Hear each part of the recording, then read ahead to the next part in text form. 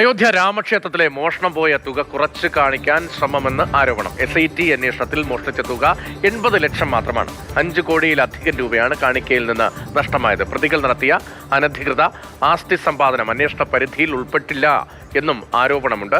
വിഷ്ണു പ്രസാദാണ് ഡൽഹിയിൽ നിന്ന് വിവരങ്ങളുമായി ചേരുന്നത്. വിഷ്ണു, ഈ അയോധ്യ രാമക്ഷേത്രത്തിലെ മോഷണം പോയ തുകയിൽ കുറവ് വരുത്താൻ, കുറച്ച് കാണിക്കാനുള്ള നീക്കം എങ്ങനെ നടക്കുന്നു എന്താണ്? ഈ അന്വേഷണ ഉദ്യോഗസ്ഥർ തന്നെ, അന്വേഷണ സംഘം തന്നെ അതിന് കൂട്ടുനിൽക്കുന്നു എന്നതാണോ ആരോപണം?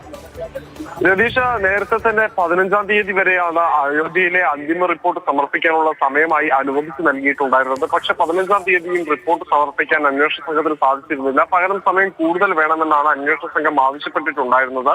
മാത്രവുമല്ല, ഇതുവരെയുള്ള അന്വേഷണത്തിൽ ഭണ്ഡാരത്തിൽ നിന്ന് നടന്ന മോഷണം മാത്രമല്ല, വ്യാപകമായ ക്രമക്കേട് അത് ഇതിന്റെ ഒരു ചട്ടക്കൂട് നിർമ്മിക്കുന്നതിലടക്കം സംഭവിച്ചിട്ടുണ്ട് എന്നാണ് SIT വാദിക്കുന്നത്. ഇക്കാര്യങ്ങൾ കൂടി വിലയിരുത്തി അതും കൂടി റിപ്പോർട്ടിൽ ഉൾപ്പെടുത്താനാണ് അധിക സമയം വേണ്ടത് എന്നായിരുന്നു SITയുടെ വാദം. ഇതിന് എന്തായാലും സമയം നീട്ടി നൽകാനാവില്ലെന്ന് തന്നെയാണ് ഉത്തർപ്രദേശ് സർക്കാർ ഈ നിമിഷം വരെ നിലപാട് സ്വീകരിച്ചിട്ടുള്ളതും. പക്ഷെ അതേസമയം തന്നെ ഉയരുന്ന മറ്റൊരു ആരോപണം എന്ന് പറയുന്നത്, ഇടക്കാല റിപ്പോർട്ടിൽ അടക്കം സൂചിപ്പിച്ചിരുന്നത് പ്രതികൾ ഭണ്ഡാരത്തിൽ നിന്ന് മോഷണം നടത്തി അല്ലെങ്കിൽ കാണിക്ക മാത്രം കൊള്ളയടിച്ചു എന്ന നിലയിലാണ്. പക്ഷെ ആ കണക്കുകൾ മാത്രം വെച്ച് നോക്കുമ്പോൾ 80 ലക്ഷം രൂപയുടെ ഒരു മോഷണം മാത്രം നടന്നതായാണ് റിപ്പോർട്ടുകൾ സൂചിപ്പിക്കുന്നത്. പക്ഷെ പ്രതികൾ അനധികൃതമായി സ്വത്ത് സമ്പാദിച്ചതോ അല്ലെങ്കിൽ ആഭരണങ്ങൾ വാങ്ങിയതോ അല്ലെങ്കിൽ കെട്ടിടങ്ങൾ നിർമ്മിച്ചതോ കൂടാതെ ആഡംബര ജീവിതം നയിക്കുന്നതിന് വേണ്ടി ചെലവഴിച്ച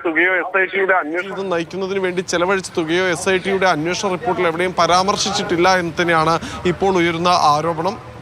ഇത് സംബന്ധിച്ച കാര്യങ്ങളിലേക്ക് അന്വേഷണം പോകുന്നില്ല. പകരം അനധികൃത നിർമ്മാണങ്ങൾ പൊളിച്ചു നീക്കിക്കൊണ്ട് അതിൻ്റെ തെളിവ് നശിപ്പിക്കൽ ഉൾപ്പെടെയുള്ള കാര്യങ്ങളിലേക്കാണ് പോകുന്നത് എന്നാണ് മനസ്സിലാക്കുന്നത്. മാത്രമല്ല, നേരത്തെ ഈ കേസിലെ പ്രധാന പ്രതികളുടെ എല്ലാം തന്നെ അനധികൃത നിർമ്മാണങ്ങൾ സംബന്ധിച്ച് അന്വേഷണം നടത്തുന്നതിന് വേണ്ടി തദ്ദേശ ഭരണകൂടം നേരത്തെ തന്നെ നോട്ടീസ് നൽകിയിരുന്നു. അതിൻ്റെ അടിസ്ഥാനത്തിൽ അനധികൃത നിർമ്മാണത്തിലുള്ള കെട്ടിടങ്ങൾ അല്ലെങ്കിൽ നിർമ്മാണം പൂർത്തിയായ കെട്ടിടങ്ങൾ എന്നിവയ്ക്ക് മുൻപിൽ നോട്ടീസ് പതിച്ചിട്ടുണ്ട്. അടുത്തത് ബുൾഡോസർ ഉപയോഗിച്ച് അത് പൊളിച്ചു നീക്കലാണ്. പക്ഷേ അതിനു മുൻപായി തന്നെ ഇവ സംബന്ധിച്ച കണക്കുകൾ പോലും അന്വേഷണ റിപ്പോർട്ടിൽ ഉൾപ്പെടുത്തിയില്ല എന്ന ആക്ഷേപമാണ് ഇപ്പോൾ ഉയരുന്നത്. 5 കോടിയിലേറെ രൂപയുടെ തട്ടിപ്പ് നടന്നിട്ടുണ്ട് എന്നാണ് പറയപ്പെടുന്നത്. ഇത് കാണിക്കയായി മാത്രമല്ല, മറ്റു പല രീതിയിലും 5 കോടിയോളം രൂപയുടെ തട്ടിപ്പ് നടന്നിട്ടുണ്ട്. പക്ഷേ SITയുടെ അന്വേഷണ റിപ്പോർട്ടിൽ ഇത് 80 ലക്ഷത്തിലേക്ക് ചുരുക്കുന്നു എന്നതാണ് ഇപ്പോൾ ഉയരുന്ന ആക്ഷേപം. അയോധ്യ രാമക്ഷേത്രത്തിലെ മോഷണം പോയ തുക കുറച്ചു കാണിക്കാൻ ശ്രമം എന്നടക്കമുള്ള ആരോപണങ്ങളാണ് ഇപ്പോൾ ചർച്ച ചെയ്യപ്പെടുന്നത്.